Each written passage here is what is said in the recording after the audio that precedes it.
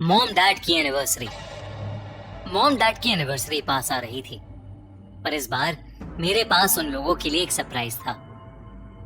Mom dad हमेशा हमारे special days को और स्पेशल बनाने के लिए न जाने कितनी मेहनत करते हैं। तो इस साल मैंने उनके स्पेशल डे को थोड़ा और स्पेशल बनाने के लिए कुछ सोचा था।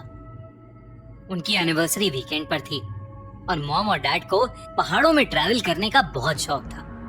तो दरअसल प्लान ये था कि हमारी डेस्टिनेशन सिर्फ मुझे और मेरे छोटे भाई मिंटू को पता थी। मम्मी पापा के लिए ये सब कुछ एक सरप्राइज था। तो सैटरडे सुबह मैं मम्मी पापा और मिंटू को लेकर फैमिली ट्रिप पर निकल गया। मैंने अपने मोबाइल पर लोकेशन डाली हुई थी और पापा ड्राइव कर रहे थे। मैं उन्हें रास्ता बताता जाता, पापा उस रास्ते पर गाड़ी चलाते जाते। मॉम और डैड ने बहुत ट्राई किया, पर मैंने अपनी लोकेशन रिवील नहीं की। करीबन 6 घंटे की ड्राइव के बाद हम पहाड़ों में आ गए थे। हम सब अपने फेवरेट सॉन्ग्स चलाकर गाड़ी में एंजॉय करते हुए जा रहे थे कि तभी हमारे सामने एक टनल क्रॉसिंग आई और जैसे ही हमारी गाड़ी उस टनल के नजदीक पहुंची, कुछ ऐसा हुआ जिससे हम सब के दिल दहल गए। पहाड़ के ऊपर से बड़े बड़े पत्थर हमारी गाड़ी के ठीक सामने आकर गिरे। पापा ने जोरों से ब्रेक लगाई। हम लोगों के साथ उस दिन बहुत बुरा हादसा हो सकता था, पर हमारी जान बाल बाल बची थी। उस इंसिडेंट के बाद पूरा प्लान खराब हो गया था। हम सब बस घर जाना चाहते थे। पापा ने कुछ देर के लिए गाड़ी साइड में लगाई और फिर यूटर्न लेकर वापस दिल्ली की तरफ जाने लगे। उसी रोड पर वापस जाते हुए मुझे एक साइन दिखा, दिल्ली 280 किलोमीटर्स। फिर कुछ 15 मिनट बाद मुझे वो साइन फिर से दिखाई दिया, दिल्ली 280 किलोमीटर्स। मुझे लगा कि शायद मुझे पढ़ने में गलती हुई है, पर फिर कुछ देर बाद मुझे वो साइन फिर से तीसरी बार दिखा, दिल्ली 280 किलोमीटर्स। हम रास्ते पर चले जा रहे थे, लेकिन दिल्ली वाले उस साइन पर किलोमीटर्स कम ही नहीं हो रहे थे। मैंने पापा से गाड़ी रोकने को कहा। मैंने उन्हें समझाने की कोशिश की, पर किसी को मेरी बात पर विश्वास ही नहीं हो रहा था। सबका मूड ऑलरेडी बहुत खराब था, इसलिए पापा ने मुझे चुप कराया और गाड़ी चलाना शुरू कर दिया। कुछ ही दूर जाने के बाद हमें दिखा कि रोड पर एक बहुत ही बूढ़ी सी औरत बैठी हुई कीनू बेच रही थी। मिंटू को कीनू खाना बहुत पसंद था, इसलिए हमने रुककर उस औरत से थोड़े बहुत कीनू खरीद लिए और गाड़ी में आकर बैठ गए। पापा गाड़ी चला रहे थे, पर कुछ ही देर में कुछ ऐसा हुआ जिससे सबके होश उड़ गए। हमें वही कीनू बेचती औरत फिर से दिखाई दी। हमें समझ नहीं आ रहा था कि आखिर ये मुमकिन कैसे था।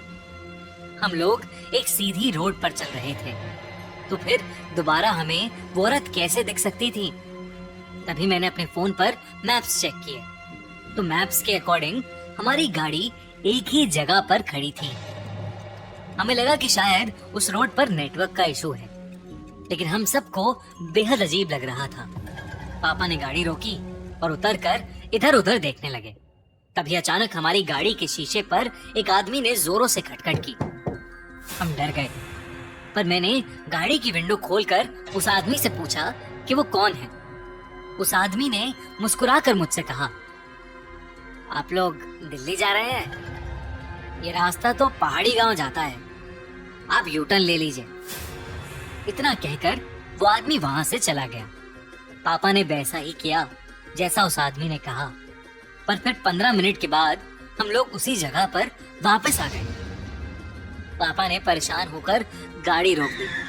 अब सबकी हालत बहुत खराब हो गई थी और तभी फिर से किसी ने हमारी गाड़ी के शीशे को बजाया। हमारे रोंगटे खड़े हो गए जब हमने देखा कि गाड़ी के बाहर फिर से वही आदमी था जिसने हमें अभी कुछ देर पहले ही रास्ता बताया था। पापा गुस्से में गाड़ी से बाहर निकले।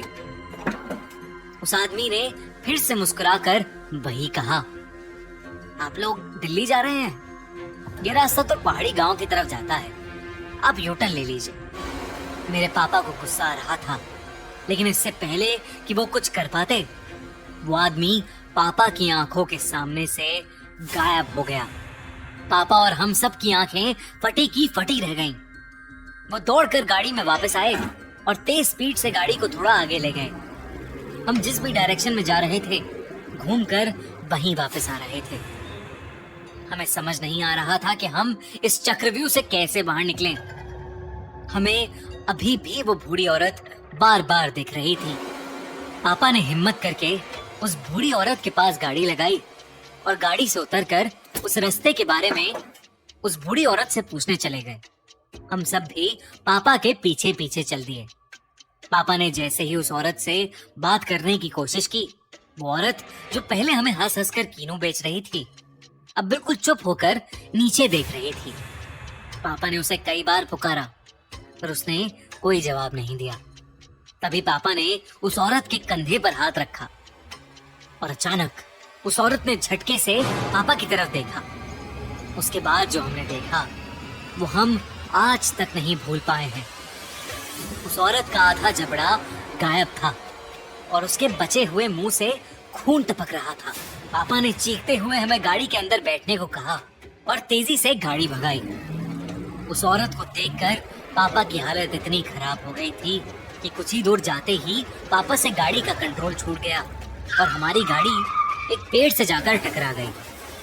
मेरी आंख खुली तो हम सभी गाड़ी के अंदर ही बैठे थे और हमारी गाड़ी उसी टनल के सामने खड़ी थी जहां पर बड़े बड़े पत्थर गिरे हुए थे। पर अब उस टनल के सामने कुछ भी नहीं था, ना तो हमें और ना ही हमारी गाड़ी को एक खरोंच तक आई थी। हम सबको लगने लगा था कि शायद हमारे साथ जो कुछ भी हुआ है वो रियलिटी नहीं थी। पर तभी मॉम ने देखा कि उनकी सीट के पास सड़े गले किनुओं से भरी एक थैली पड़ी थी। हमने तुरंत उन किनुओं को गाड़ी से बाहर फेंका और किसी तरह दिल्ली की तरफ निकल गए। हम सही सलामत वापस घर तो पहुंच गए, लेकिन उस दिन का डर आज भी हम सबके जहन में बसा है।